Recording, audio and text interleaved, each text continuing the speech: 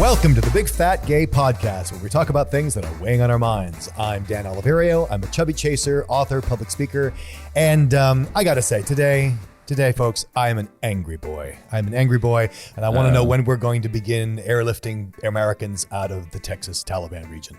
Oh boy. Yeah, that just seems to be the state of the world right now. And now I'm sad. I'm angry. I'm beyond sad. I'm angry. It's me now. I'm Trevor Keyson. I'm a super chub. I'm an adrift boy on a sea of various feelings and concerns. Yeah, it's a weird time. Let's keep rolling along through this introduction. Yeah, I hear you. My name is Michael. I am a chaser, and much like Trevor, the last like 2.5 months for me have just been a slow descent into, well, I don't want to say madness, more like sadness. Smadness. Yeah, I can see that. Wow. Oh, yeah. Hi, everybody. I'm Don. I'm a big, chubby guy living here in sunny Hollywood. And today I am the contrarian boy. I am going to be upbeat and relentlessly perky in the face of all obstacles today. You can't drag me down. That makes me so angry, Don. I'm triggering Dad. No, that's great. I respect that. That's great. Somebody's got to be. Exactly. Energy. Trust me. I would much rather, I look, I don't want to be the Debbie Downer. And actually, I was starting to feel better this week. I think that is no accident that there was also some sunshine this week, so that helped. But yeah, it has just been, it's been a struggle. We're on the struggle bus, and we'll talk about that later today. We actually, we're going to help you all out. We're going to bring some nice tips. But before we do, we have a couple cool moments. We're going to try and keep it a somewhat uplifting episode this week. That was a melange of emotions. Let's get right to it. Let's in Teen Vogue this week, they interviewed Alana Thompson, aka Honey Boo Boo, which I was delighted to see this, and it was weird because Honey Boo Boo kind of was rising as we saw a lot of like former teen stars imploding. I'm kind of specifically thinking of Amanda Bynes and Lindsay Lohan. Mm-hmm. It was always kind of a weird thing of like seeing all these teen stars implode and this child star rising and be like, what's going to happen to her at 16? And now Alana Thompson is 16, and she the article is, her name is not Honey Boo Boo. And I thought it was a delightful profile and just a look at her perseverance during everything she's gone through in the public eye. Well, they give her, they show who she really is. I mean, that's the most interesting read for me, was not just seeing like, her breaking away from Honey Boo Boo, but really seeing like, okay, she has her own personality that is separate from that character. And she calls it a character, and I would agree with that. And that show kind of skyrocketed into sort of infamy when she had absolutely no control over any of it, no ability to sort of understand what was even happening. She was 6 years old. I was going to say, did she even have consent? Certainly not legally. I mean, Jesus, to grow up in that. It's one thing to be a child star and be making movies as the fat kid and being made fun of, but then like to have it come into your house so people can shit on you. I mean, wow. And she's friggin' bulletproof. When you read this article, you're like, damn. Yeah. How do I get like that? And to be clear, she was blamed for the downfall of American pop culture, she was six, Yeah, I think her mom also, but and to be clear, I don't think she's saying anything to the effect of like, oh, I hate that I did. Like, she's not at all trashing the fact that she was on the show. I think she now understands it more, and she has her own dreams. She wants to be a nurse. She's getting straight A's in school, and she has plans to get a car and go to college and all of these things that any normal teenager might have. And I think it's just enough of a deep dive into how she views her life and what she wants out of it that you just don't get even a hint of in that kind of a reality show where it paints her and her family as these sort of cartoonish hillbillies. Yeah. What I also respect about it too is she's, as you say, she's not sort of like closing the door on that chapter of her life. And that was then, and this is now. She's very much in the public eye. She likes being in the public eye, and she openly acknowledges that, hey, being on a reality show is a whole lot easier than doing a regular job. And, I like making money. And, it's just so honest and open about that. And in not trying to divorce. I mean, she obviously is a different person at 16 than she is at 6. But on the other hand, not trying to disavow or, hang her head in shame about what happened before. She's like, nope, that happened. And now something else is going to happen. Yeah. And she also talks about sort of, I think you hear a lot of like, oh, Gen Z is doing it right. Like they don't care, like they're not homophobic and they're body positive and they don't have the same hangups that we do. And she has an interesting take on that, which is she's not so sure that's the case. I think she points out that there's a lot of false posturing in saying the right thing and saying like, oh, well, we're all body positive and we're all this until somebody's actually confronted with a body they don't like. And then their their feelings come out. And I think she's saying something important, which is like, we can't put it on the kids to have it right. Like this is a continuing effort. This is not just going to stop with the next generation. Like you have to sort of stick with it. And I think it's like a little too easy to say, oh, well, the kids have got it. Like what, they're figuring it out. They're all right. Yeah. Especially when she is one. Yeah. I also just this is such a well-constructed piece because I just kind of love the kicker of what does future Alana look like? She grins. I don't know what future Alana is like. I haven't met her yet. Like that is, chef's kiss. Like, that's how you end a feature. Yeah. Well, and it's the right, it's such an interviewee question. It's such it's how you interview a star. The last question or the almost last question that you ask a movie star is like, so what other projects do you have in development? What do you think is next for you?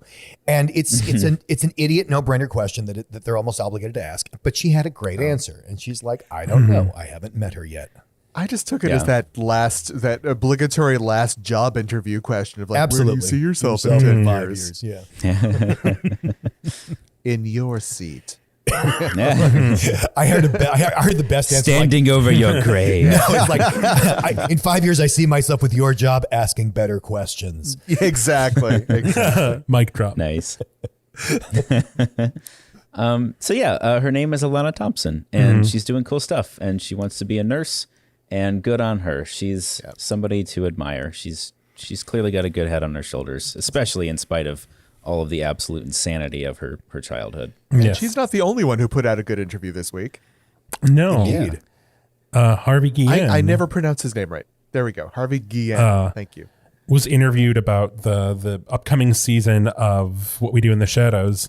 And on being brown, round, and proud, which there have been a couple of, I like to read about what he's up to, but I mean that when I saw brown, round, and proud, that was a definite click for me. In Variety, no less. Like, this is a trade paper. Well, and I mean, I don't know if the rest of America realizes this, but here in LA, where everything is on a billboard, like, the rest of the country doesn't have billboards that say "for your consideration." Like, they're billboards to promote the show to the industry. I honestly forget that. We forget that. We forget that. They don't have those in Ohio.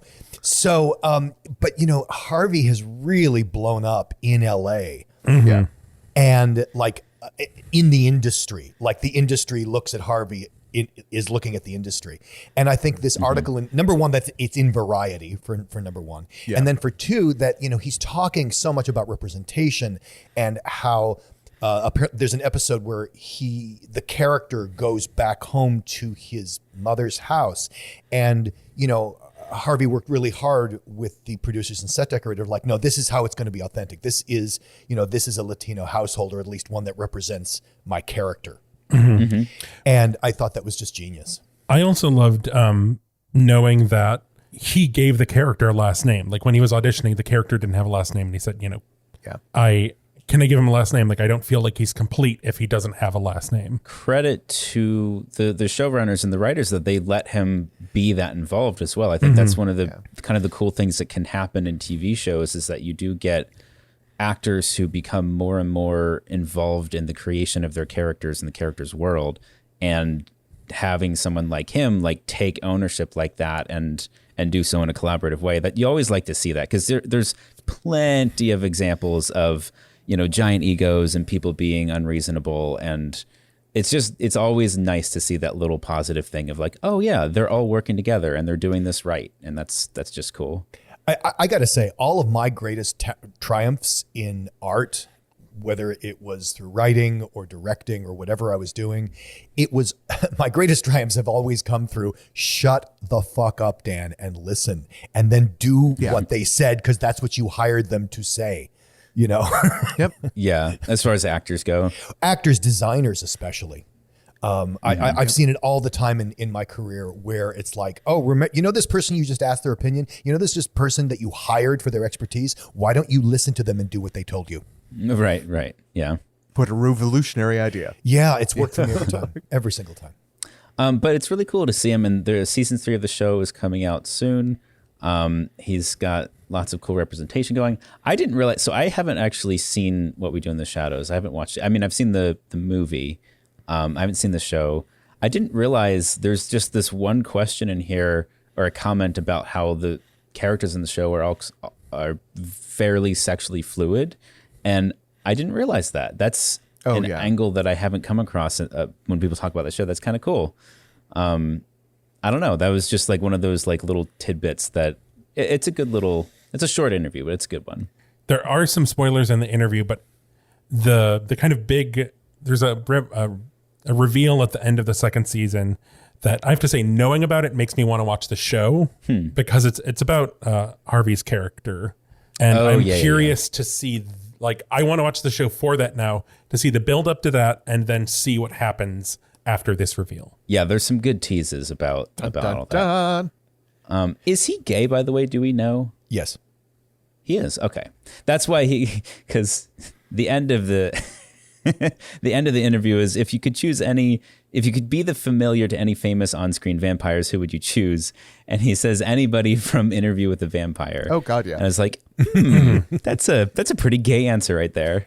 That makes total sense. I think most of the iconic vampires are male, though. I was going to say, like, I can't think of a... But Interview with the Vampire has that distinctly gay overtone to it. It is like... No matter how hard Tom Cruise tried to wash it out. Well, anyway, it's cool to see Harvey getting lots of extra work and becoming more and more prominent and having what seems to be a very cool arc on the show. Check it out. And yeah, does that take us into Fat Watch? It certainly does, Michael. The music's happening. Yes, it's going. It's Best Fat music Watch ever. I can't wait till we can hear it again. Yes. We just have to imagine. So, I don't know. Last week, when I was like projecting my mind into Fat Watch, I was putting together resources for people to help out Louisiana. Because, as listeners know, Hurricane Ida really hit Louisiana hard. As it turns out, it also hit New York and New Jersey very hard as well, and some other states in its path. But then last week, or whenever, I don't know, time is a flat circle. At some point, Texas passed several laws, including laws banning abortion. So we have a twofer for ways you can take some action to support those two states. So as far as Louisiana, I got some resources from Mark Santambrino, who we've mentioned before, Fat Kid Yoga Club. He lives in Louisiana. He was able to evacuate and wasn't affected too badly by the hurricanes. But he has been putting a lot of effort into supporting his home state. And I just really loved all of the resources he was putting together, including a carousel post on Instagram kind of breaking down why cash is better than goods, physical goods, during disaster relief, like for disaster relief, disaster recovery. So he shared some organizations that I think people should check out. One is Imagine Waterworks. There's Crowdsource Rescue, Mutual Aid Disaster Relief, and then another post from actually Mutual Aid Disaster Relief that is breaking down some other specific organizations that are more targeted, including some that focus on Native communities in Louisiana. I thought it was a really interesting. I hadn't really thought about the idea that like sending money to support organizations on the ground is that much more helpful, just because the physical space to accommodate goods like canned food and jackets and whatever, like they're going to run out of space really fast, especially if the entire country is like suddenly pitching in to help a relatively small area comparatively speaking. That made a lot of sense to me, and I hadn't considered it before. It's also the delay. Like if I have a can of beans, the time it takes to get my can of beans to a family in New Orleans is glacial. I can give money and it'll be there in seconds. Right. And very true. He did also say there are specific exceptions to this when an organization says we need these specific items right now. Yeah. And usually clothing in these sizes, obviously that's an exception. But I think this, I learned this from reading articles after Hurricane Sandy in New York, where they had a warehouse full of teddy bears. Oh God. Yeah. And it's we don't have the manpower. We don't have the time. We don't have the money to pay people to go through a warehouse full of teddy bears. That's one of the big things that they kept saying was if you wouldn't use it, do not donate it. Right? People are literally dumping garbage into the collection site bins. That's another thing, but this was literally just these were perfectly good teddy bears, but it's it's too many teddy bears. It's just too much. So what about Texas? Texas. Okay. So I found there's a lot going on.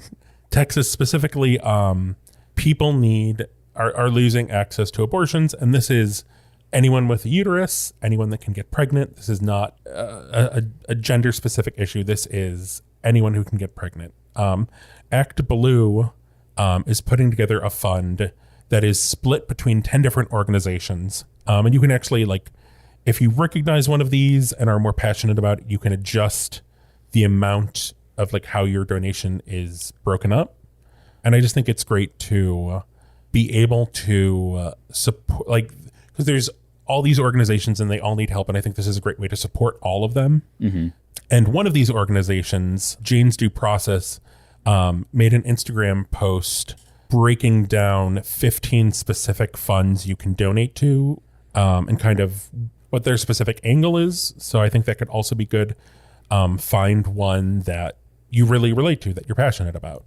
Also, we're still in weird times. We're still in a pandemic. People are dealing with their own stuff. A way you can support Texas, if you can't give financially, is to bombard the website that they have created, basically for people to report anyone who has helped someone get an abortion. Yeah.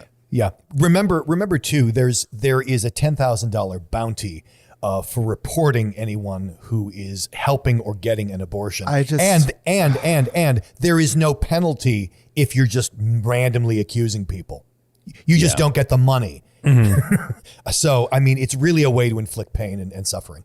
Apparently, I don't know if this is the same website, but GoDaddy, the website domain owner, I guess, gave one of those websites, if not the one, 24 hours to move to a different provider. Yes, that is the website. That's the same one. I'm sure it'll pop up somewhere else, but that's Gen Z via a TikTok campaign has been bombarding this reporting system with Shrek porn. There was someone else who made this Gen Z kid who made a script that basically floods the system with false reports to kind of overwhelm them and to try to take down the website, which nice. Love it. That's awesome. Fill out a report. Say you saw Goody Proctor with the devil getting an abortion.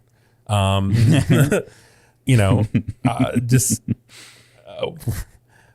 I swear to God, the governor of Texas must watch Handmaid's Tale and just masturbate. There's just no other... It's just crazy, this law. Related and slight little, I don't know how actionable this will end up being, but apparently Lyft and Uber are going to pay. So if a driver drives somebody to get an abortion, they are potentially liable for doing so. And so Lyft and Uber are in theory going to be paying any legal fees incurred if their drivers do get, I don't know, sued or arrested. I don't know how far. Yeah, that well, goes, because it's a really ridiculous and cruel way around the law. Because abortion is nationally legal, what they did in Texas was reward people with a $10,000 bounty if they would civilly sue someone who got an abortion. So basically, it's an incentive to report your friends and neighbors. And so theoretically, an Uber driver could be subject to lawsuit in a civil case. And the person suing gets a $10,000 reward for starting the suit. Ugh. It's so incredible. gross. It's so gross. Yeah. Texas, get your shit together. And I these know are the same I know we people have that listeners in Texas. These are the same people that are screaming "My body, my choice" about masks. Yeah, exactly. And we really need to point out here, this is not the majority of Texans who voted for this, who stand behind this. This is the case of gerrymandering. This is what happens when you carve up voting districts so that the minority rules. This is not. Yeah. So there are hundreds of thousands or millions of people trapped in Texas under this regime. And that's why at the beginning of the show, I compared it to very much what women are going through in Afghanistan. There is an active campaign against women in Texas. And that's Texas has been taken over by the Al Qaeda. Mm-hmm. Oh God. Okay. Well, yeah, it's gross. It's a bad situation. Do what you can to help. Send some Shrek porn. Everybody loves Shrek porn. Yeah. Yes. Your Shrek porn can save America. That being said, it's been a rough week. It's been a rough month. It's been a rough summer. It's been a rough year. It's been a rough going on 2 years. Oh my God. And we were kind of just, I know, in our little group text kind of being like, okay, like, let's try to do something lighter, and which I kind of was like, let's kind of unpack where everyone is and how they're coping. Because there's just this onslaught of terrible. And then also there was fucking this thing with like the CEO of Sweet Green saying basically, we don't need mask mandates and vaccines. We need salads. So adding to the list of companies to stop supporting, it was Whole Foods and now Sweet Green as well. Sweet Greens is particularly egregious, just because, again, the CEO he's saying masks aren't going to protect us. He blamed fat people for COVID. Yes, he did. He said we know he basically said, we have a pandemic because fat people can't fight off COVID. Basically, no, and fat people are fat because they don't eat enough of our overpriced salads. It's really interesting. Right. It's really interesting that instead of making, he could have said, "Why don't we make healthy food more affordable?" Right? Mm-hmm. What he said was fat people eat junk food and they need to buy our $15 salads. Yep. You need to pony up if you don't want to die. Yeah, we need to. No, he literally said, "What if we made junk food illegal? What if we added taxes to average?" Like all of the classic, okay, these are all things that are going to take down your competitors. So interesting. Yeah. I can't imagine what other benefits. But you're just an altruistic guy wanting to save people's lives, though, right? That's what you're saying this for. Yeah. Funny how he didn't propose making salads free. So freaking sleazy. Or even imply that more people should sell salads in their facilities. Exactly. Maybe McDonald's should make a more tasty salad that's affordable. No, that would be. It's all. So that was kind of what Trevor was saying. There's just all flavors of bullshit going through right now, and it would be nice to try to focus on whatever positives we can, and maybe share some tips or techniques that any of us have come across that help kind of get you mentally through the sludge of terribleness that we all seem to be having to deal with I mean, I have a salad related tip, actually. I thought that was it. I thought you were just going to say I have a salad. No. I don't know. I have been eating more salads lately. Homemade salads, not $17 sweet green salads. Just very, simple salads. And it's nice. I like a big salad. What can I say? Yeah. Just a big bowl of greens. It keeps stuff moving. It's bright. It's got some acid. I think that's a valuable, do it. Like I think there's like two sides of the food spectrum for me. There's like food that is like really enjoyable in the moment. And then there's food that is really enjoyable sort of in the long run. Like, for instance, if I'm going to go play soccer later that day, I try and focus on stuff that's going to make me feel physically good. Or, like last night we went out and we had amazing like Cuban sandwiches and they were delicious. And like, I felt like I had to take a nap for 3 hours afterwards. But, there's kind of two sides to that. And I think what Trevor is saying is nice in that, if you take some time to focus on stuff that's going to help you feel good physically, I think it makes everything else a little easier. Yeah.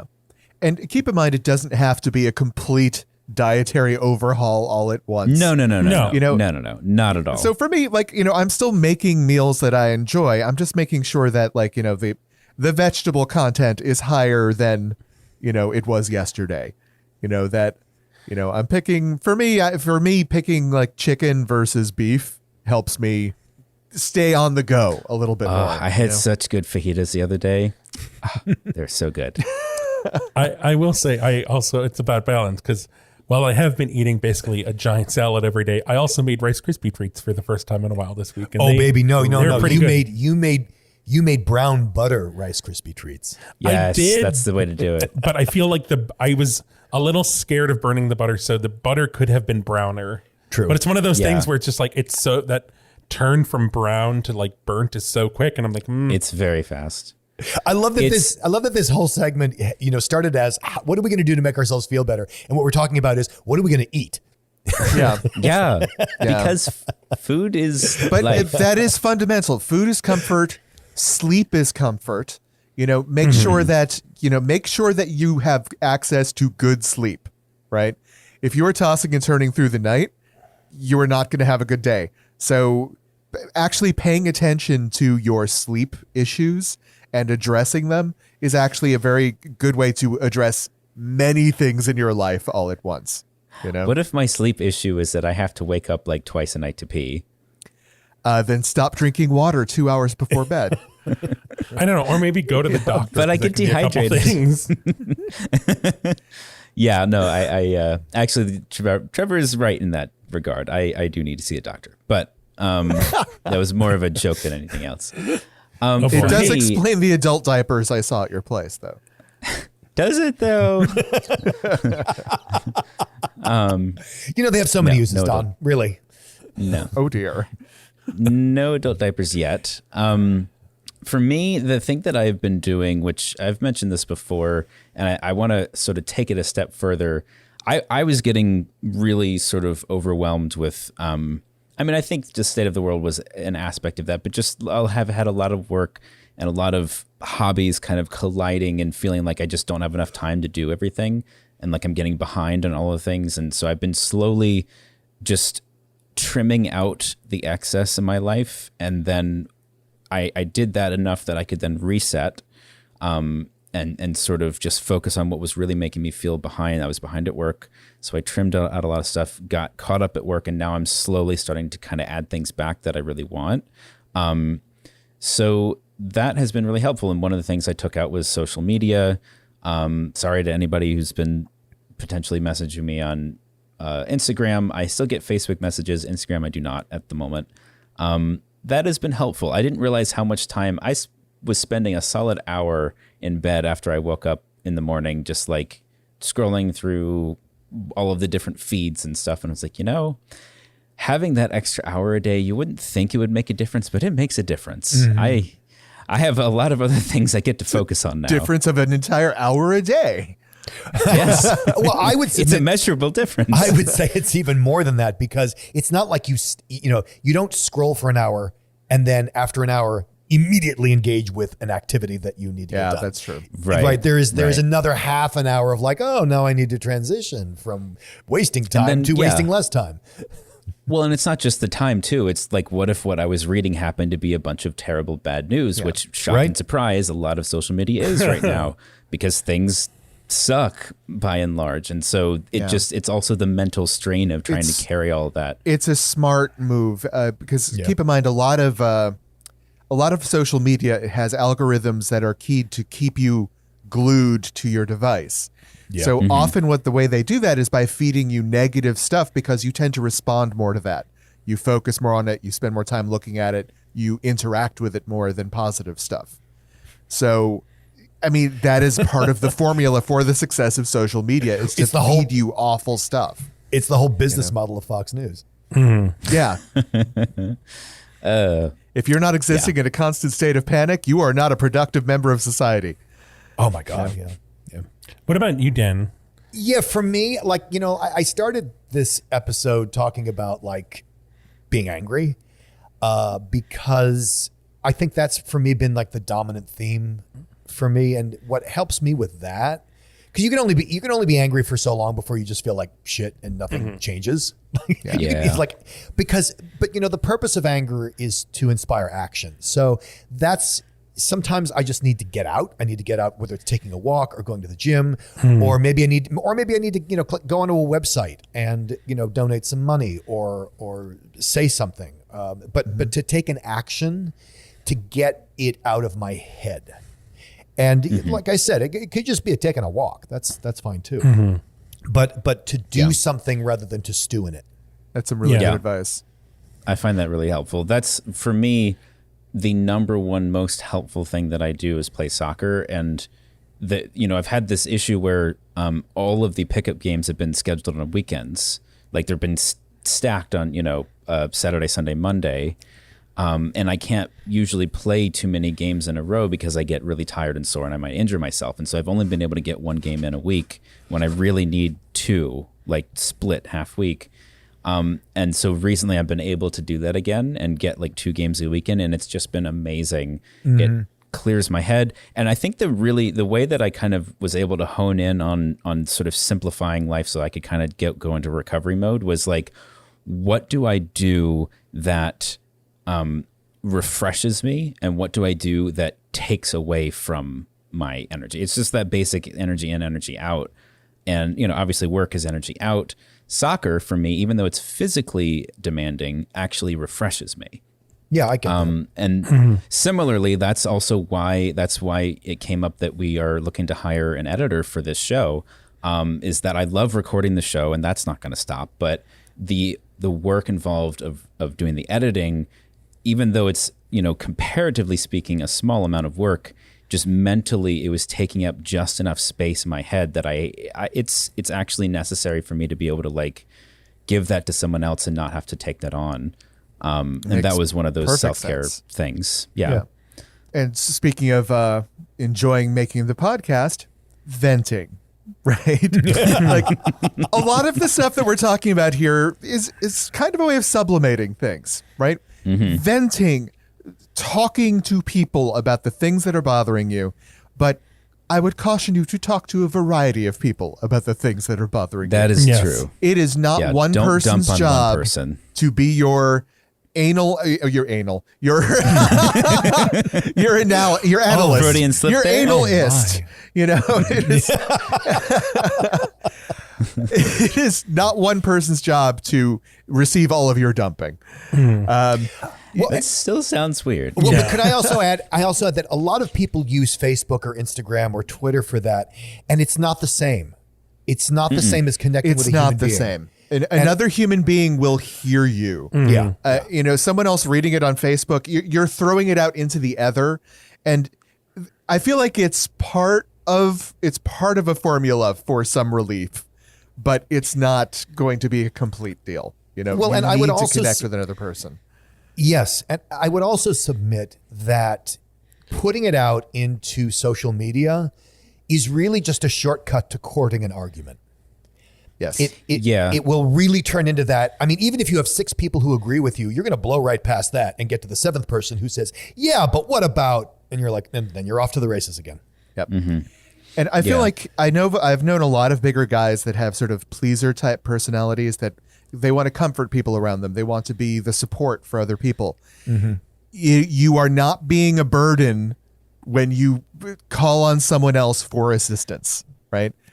This is common health that you need to do for yourself, and no one's going to judge you for it. You are not going to be thought of as weak for doing it. That's something I've seen a lot of people that stopped them from very healthy venting and interactions with other human beings for fear of putting their stuff on other people. That's part of that's part of the human experience, right?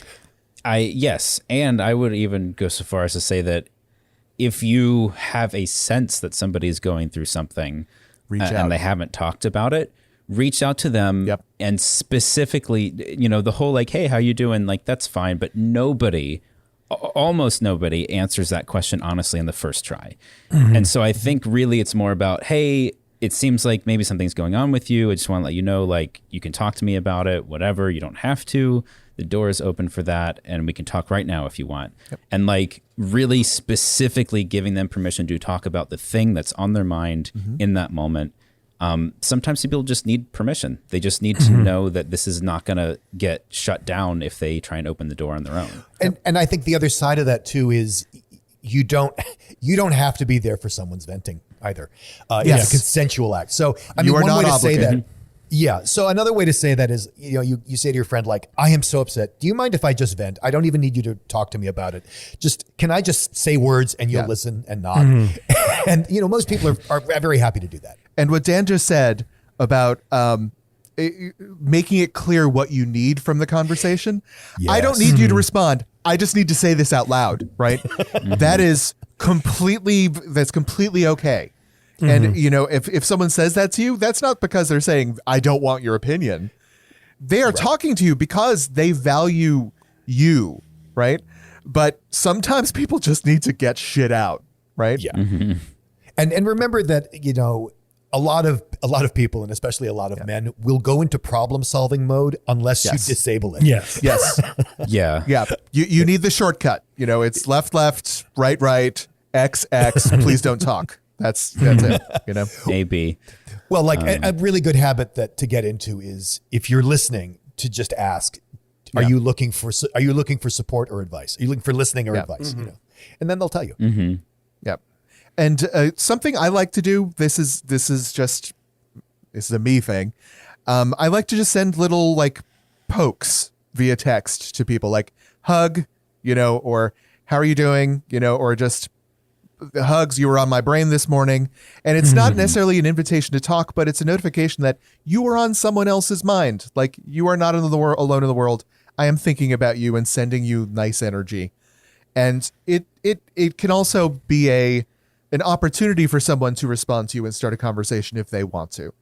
But, just for me, sending just a hug via text, it's an invitation, but not a mandatory, conversation starter. Well, that's the thing, because sometimes I get scared. Like, I think way back in the early days of the podcast, we talked about how maybe you and I and Michael and I are on very different sides of this.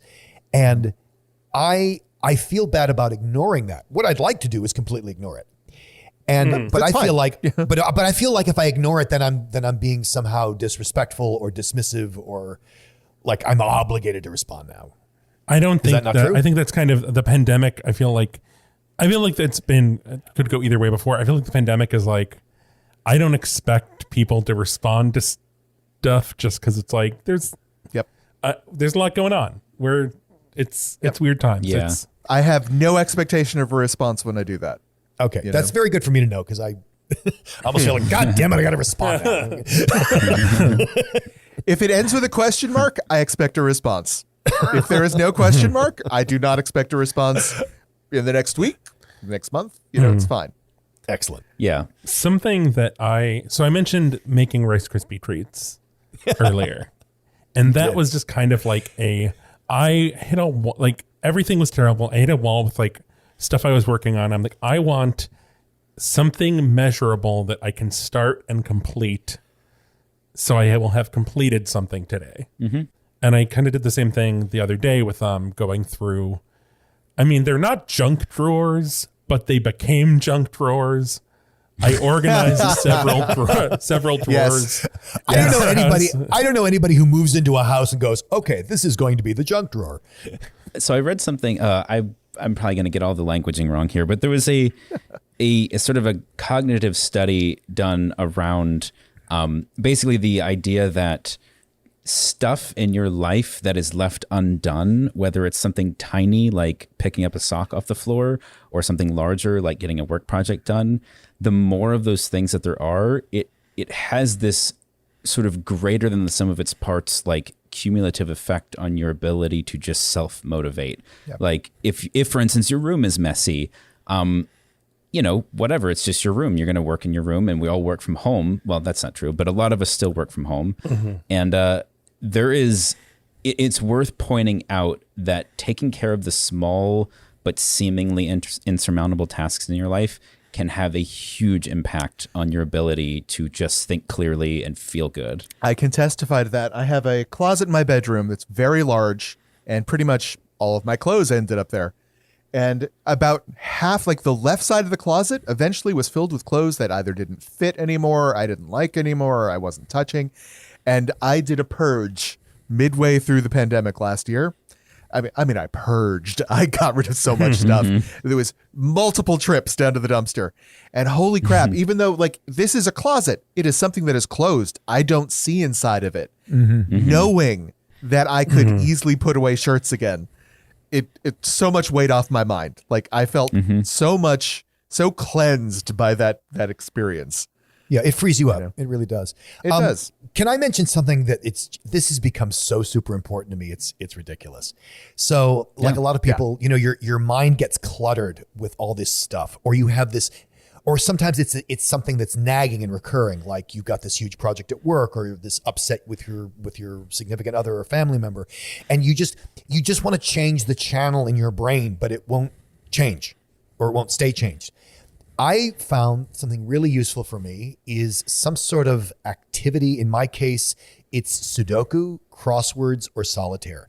And when I go into those, that's what I'm mentally focused on. And it's like, because you can't tell yourself to not think about something, right? I can't say don't think of pink elephants, because now that's all you're going to think of. See, stop it. But if I focus on something like, and it just something that is not related to anything, right? Because the cleaning out the closet might trigger other things that the closet is attached to, right? But for me, Sudoku, it's not attached to anything. So if I do Sudoku, that's where my mind is, and it's like this little island of freedom, of mental space where I can just get free of shit, and I can breathe. It's wonderful. Mm-hmm. What Dan has discovered is the joy of gaming. Yes, I was just going to say, to that end, like my sort of major stressor lately is I've been really behind on work, and so I've been working basically every day, like over the weekends, and I realized I was just feeling worse and worse and worse. And I realized even though I'm behind and I do need to put in extra hours, I actually also really need to keep the weekend for me. And in this case, I was just like, I haven't played games. I haven't just sat down and played a video game in months and months. And if I just do that over the weekend, coming back into the week, even though I haven't, caught up in quotes, or I haven't spent that extra time, it's mentally so refreshing that I can sit down and like do my work better. And that was just my mode, because I ostensibly still work as a contract freelancer. And so my hours are my own. I work whenever I want to. And coming up with that structure that most other people have already is just a good reminder to take time that is specifically set aside to do something totally for you. It doesn't have to be productive. It doesn't have to create anything new. You can just play a game. Well, what I think I found surprising and magical about it was, I mean, I don't play video games, so I can't speak to that, but I'm pretty sure you often need a console and you go into a particular room to play a video game. which is great. But what I found so freeing about this is all the games I was talking about are like on my phone. And of course my phone is always on me. So like I can experience this freedom in the middle, walking down the street. I can experience it when I'm at the toilet. I can experience it if I'm paused in the kitchen for a moment. Like I can instantaneously escape. Dan, that is called mobile gaming. That is the most popular type of video. That is the most popular type of video gaming around in the world today. Well, then I got to recommend this game I called that I found called Solitaire. It's amazing. There you go. That was just as a side note. When I was designing video games, I was designing video games for people who would never, if you called it a video game, they would never touch it. Right. That's me. Yep. Do we have a tip today? Make some brown butter Rice Krispie treats. I think that was a whole bunch of tips. A whole bunch of tips. Whole bunch of tips. That was a whole stick of tips. Well, my tip for browning butter is smell it. Just keep your nose not in the pan, but just keep your nose close to the fumes, and you will get a sense very quickly of when it's turning into that sort of nutty, richer, deeper flavor. See, it was there, but I wanted to. I follow so many different like chefs and stuff, and they just get it so it's like they get it just at the edge where it's like that dark nutty brown, and mine was definitely brown and nutty, but Should I keep going? Should I stop? Want a little bit more.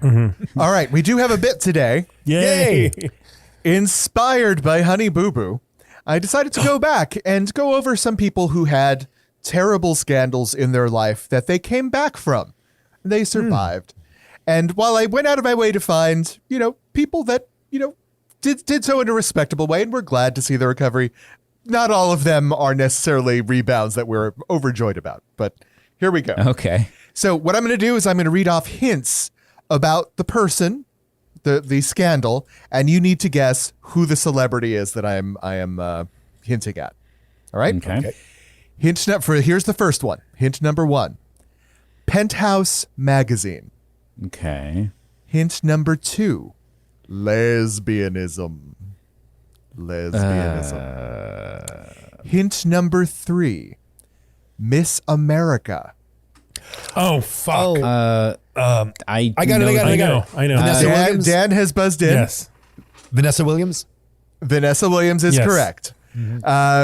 So for those of you who don't remember, back in the 90s, Vanessa Williams was crowned Miss America, and shortly thereafter, a pictorial spread she did with another woman was printed in Penthouse Magazine.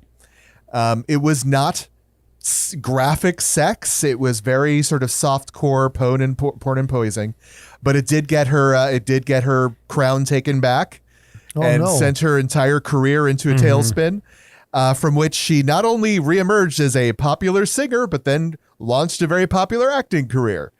So, Ugly Betty. she went on to star in Ugly Betty, Desperate Housewives, so little snafu turned into a massive career for her later on. All right. She was also the queen of trash in the Elmo movie. Did not know that. All right. Scandal number 2. A sex worker. A blowjob. Hugh Grant? A car.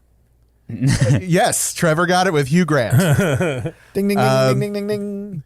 Hugh Grant was caught having a little fun with a sex worker on a street corner shortly before his first major movie in the U.S. was supposed to be released. But his reaction to it of just sort of saying, "Yep, that was me. That was stupid. Nope, that was mea culpa," and owning up to what he did and just not trying to deny it or cover for it. Yeah, became the new way to deal with scandals. He was sort of the first person not to not to try and brush it off onto someone else, cover it up. Yeah. All right. Scandal number 3. Sexual discrimination, racial discrimination, the N-word. Michael I'm forgetting his name. Michael Richards? Nope, But that's not it. Not yet. Food Network. Paula Deen. Paula Deen is correct. Although Paula Deen, she fell apart when it came out that she used the N-word more than once, and she was sort of toying with the idea of having a slavery-themed plantation wedding for her brother, with black waiters and ties and everything. It did put a big dent in her food career. It got her Food Network show canceled and everything. However, afterwards, she has appeared on Dancing with the Stars. She's opened at least 4 new restaurants and published 1 new best-selling book. So she did bounce back from that one. Yeah. All right. Did she ever say I was wrong? No, she basically was one of those people that said this is just the world that I grew up in, and this is me. This is the Confederacy. Why can't you get over that? Yeah, it was a very Republican apology of I'm sorry if you were hurt by what was said. Yeah, and it's very much that thing of those 4 years are our whole heritage. The Confederacy. Mm-hmm. Yeah. Right. All right. Final scandal. Ready? DUI, Maryland, 2004. 6 months banned from competing in 2009 for pot use. DUI in Maryland, 2014. On the 10-year anniversary. Suspended 6 months from competing. Multiple Olympic gold medals in 2004, 2008, Michael 2012, 2016. Yes, Michael Phelps. Oh, I didn't know he went back that far. Yep.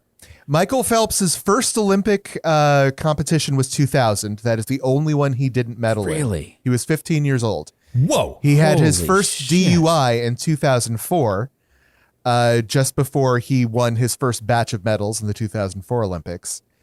He got caught using pot in 2009, so he got a 6-month ban from competing.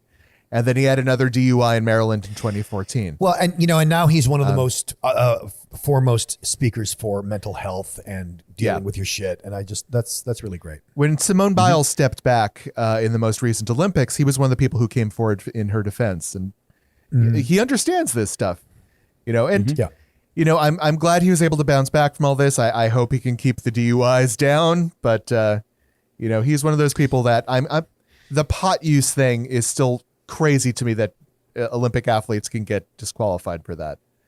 Yeah, that's just stupid. It's mostly because okay, if it's illegal somewhere, that's dumb, but it's actually illegal. If but you win a sprint, it's not like you're doping. That's gonna give you an advantage. If but you win a sprinting competition while on pot, God bless. Damn. You were at a disadvantage if anything. Yeah. So, dear listeners, have you been in a scandal that you bounced back from in an admirable way? Maybe you're still looking to bounce back and want to do so on our show. Please send us a message. That's right, because we have a trampoline. Where could they do that, Trevor? We're on Twitter and Instagram as @BigFatGayPod. We're on Facebook as the Big Fat Gay Podcast. Leave us 5 stars there.